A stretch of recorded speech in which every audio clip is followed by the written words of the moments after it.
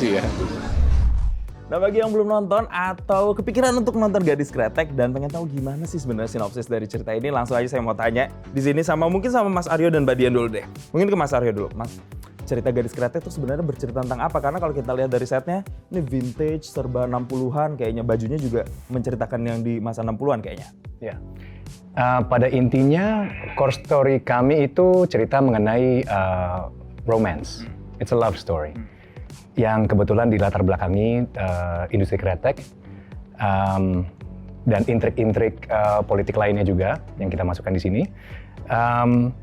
Technically speaking, is a love story juga antara karakter saya Suraya dan juga karakternya si Dian sebenarnya. Oke, kalau dari Mbak Dian sendiri ini nggak hanya love story kan, tapi juga ada sejarahnya juga kayaknya. Iya, jadi kita jadi bisa dikasih kesempatan untuk melihat sejarah perkembangan industri kretek di zaman itu yang ternyata sudah dimulai dari tahun 30-an bahkan kalau kita baca novelnya. Jadi ini menarik banget sih.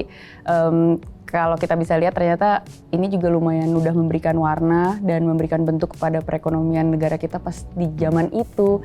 Dan itu jadi bikin kita punya wawasan lebih sih tentang kayak apa sih sebenarnya negara kita di awal-awal kemerdekaan tuh kayak gimana gitu. Oke, menarik ya karena ini artinya love story dibalut dengan history begitu ya. Terus saya mau ke Mbak Putri. Mbak Putri, selama syuting ini gimana nih proses risetnya, pendalaman karakter yang dilakukan untuk series ini Mbak Putri?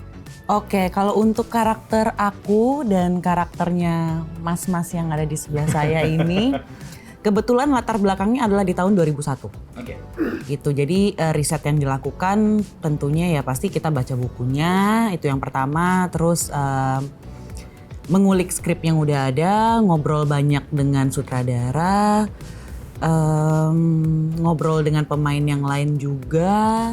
Terus dan kebetulan nggak jauh eranya dari 2001 kan, jadinya memang nggak perlu terlalu riset lebih dalam sekali karena masih pada eranya kami kebetulan. Kalau Mas Arya sama Mbak Putri itu di era 2001 ya? Kalau Mbak Dian dan Mas Aryo sendiri kan mungkin mereka yang harus lebih dalam karena eranya lebih jauh sekali kan. Era 60-an. 60-an, coba saya mau tanya gimana riset 60-an? Aku inget banget, jadi pas kita lagi zamannya development, terus kita banyak reading kan, kita punya grup isinya semua cast dari Gadis Kretek. Terus ada beberapa cast yang memang nasibnya adalah berperan di eranya kita yang zaman dulu. Ini ada geng zaman sekarang sama geng zaman dulu. Nah yang geng zaman dulu tuh akhirnya kita saling bantu, kita riset bareng-bareng. Terus misal kita salah satunya tuh kayak research di YouTube video-video sejarah, klip-klip dari dokumenter sejarah di zaman-zaman yang kurang lebih itu. Karena kita perlu ngelihat kan cara mereka jalan, cara mereka bergerak, melihat orang lain, berbicara juga sangat berbeda sama kita di zaman sekarang, kebiasaan-kebiasaannya. Dan kita pengen mencoba menyerap apa aja sih kebiasaan-kebiasaannya gitu loh. Mudah-mudahan kita juga bisa mewakili seperti apa sih orang-orang zaman itu tuh bergerak dan berinteraksi tuh kayak gimana. Makanya kita sempat sharing di grup juga. Jadi kita kayak lomba-lomba memberikan banyak jadi ada dari video yang hitam putih sampai video-video zaman kemerdekaan sampai walaupun ini bukan bener-bener tahun 45 ya, cuma ini terjadi sekitar 5 atau 6 tahun setelah 45 kan. Dan itu menarik banget karena apa ya, kayak latar belakang budayanya, kebiasaan-kebiasaannya juga beda gitu loh. Ada satu scene perayaan kemerdekaan kan kita? Betul, ada. Dan itu kita celebrate, itu menarik juga. Tapi itu diceritakan di tahun 60-an pada saat itu ya. Ini berarti detail banget ya sampai cara berbicara, gesture, bagaimana cara berjalan itu menjadi hal-hal yang justru dipelajarin. Tapi dari masing-masing nih pasti kan semuanya punya challenge-nya. Perannya pasti punya challenge-nya. Kalau dari Mas Aryo, challenge yang paling susah waktu memerankan perannya di Gadis Kretek apa sih kira-kira? Jadi karakter Suraya ini dia tuh memiliki latar belakang yang cukup gelap. Lucu dan ironi di saat kita melihat orang yang begitu dark bisa dikatakan, tapi ternyata cintalah yang bisa memulihkan dia gitu. Itu sih interpretasi dari saya. Karakter saya berperan sebagai Jengyah atau Dasyah. Dia itu adalah perempuan yang melebihi zamannya. Jadi dia tuh sebenarnya modern sekali, punya cara pikir yang sangat progresif. Dan ini menarik banget jadinya buat aku project ini ya. Karena aku selalu suka banget sama segala sesuatu yang berhubungan dengan women empowerment.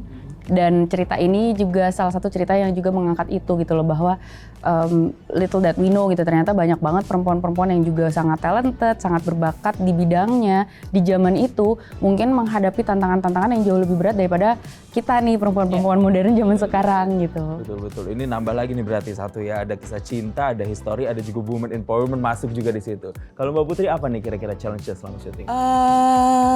Aku berperan sebagai Arum.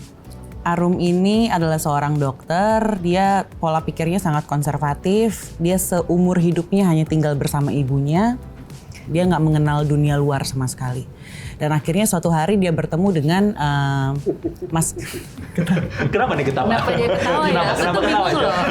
Aku tuh ingin memahami sebenarnya. Pertanyaan kenapa dialog kita di semua kepalanya. ketawa? Iya, why? Maybe Ada subtext know apa why ya soon. di dalam kepala Bapak Arya Saloka ini?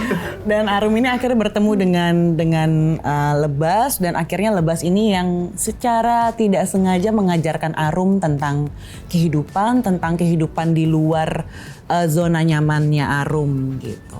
Dan tidak sengaja mengganggu kehidupannya Arum. Mengganggu kekonservatifan Arum ini. Sebenarnya 4 orang ini terkoneksi walaupun hidup dalam dekade yang berbeda Iya. gitu ya. Nah ini ceritanya seru banget karena latar belakangnya yang disampaikan juga seru, ada pesan-pesannya juga seru. Tapi berbicara soal keseruan, ternyata series ini, pemirsa Showbiz, juga sudah di screening dan ditampilkan pertama kali di Busan International Film Festival kemarin. Seperti apa keseruannya kita akan bahas usai jeda berikut ini. Tetaplah bersama kami di Showbiz. Yes, kembali lagi di Showbiz. Kita membahas kemarin bahwa series Gadis Kretek ini sempat ditampilkan di Busan International Film Festival. Ini boleh diceritain mungkin dari masing-masing kesannya seperti apa waktu itu? Mbak Dian? Dari jenggot mungkin? Boleh yang lain nih? Seru banget ya? Ya, seru banget. banget. Silakan. Powerful banget dan seru banget ya. Tapi pengalaman Apa yang jadi cukup kesannya? cukup grandeur begitu ya, karena Busan itu juga sebuah film film festival ajang internasional di mana tamu-tamu yang datang itu juga kalibernya tuh tinggi sekali. Ada salah satunya juga kayak Chow Yun Fat dan lain sebagainya. And buat kami yang bisa mewakili Gadis Kretek dan bisa mewakili karya-karya saya pribadi, I was over the moon. Yeah. It was a very good experience, dan especially experiencing this with my great friends. Jadi itu juga asik banget sih. Aku sih personally bangga banget karena memang kemarin itu pas tahun yang ini itu memang lagi Indonesia tuh lagi ditaruh di spotlight di Festival Film Busan. Jadi khusus buat yang tahun ini orang Indonesia yang diberangkatin ya itu tuh 100 orang karena ada berapa project tuh di showcase semua.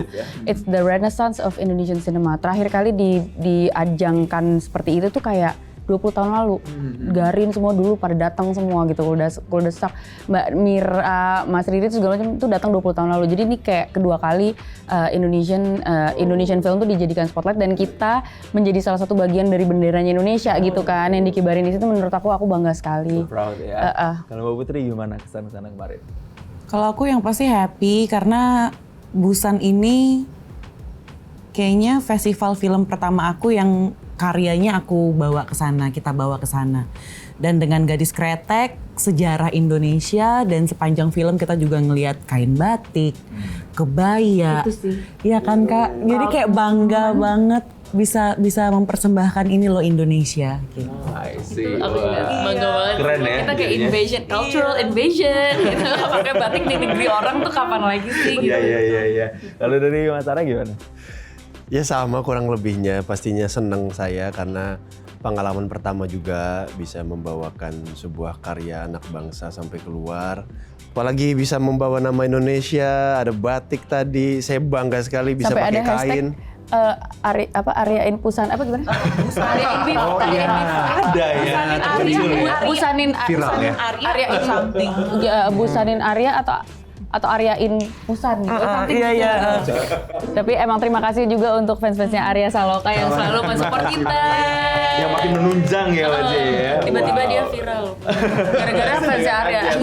Gara-gara di Busan kemarin ya. But anyways, tapi yang penting adalah sudah memberikan kesan terbaik di sana. Dan yang kita pasti berharap yang terbaik, semoga Gadis Kretek ini film-film seriesnya bisa memberikan pesan. Amin. Ya untuk masyarakat Amin. Indonesia yang menonton. Dan juga makin banyak yang suka dengan kisah-kisah sejarah di Indonesia. So, thank you very much Mas Arya Saloka, Putri Marina, Sastrowardoyo dan juga Mas Aryo Bayu telah memberikan ini nih pesan-pesannya untuk kita. Nah, Jelajahi cara baru mendapatkan informasi. Download Metro TV Extend sekarang.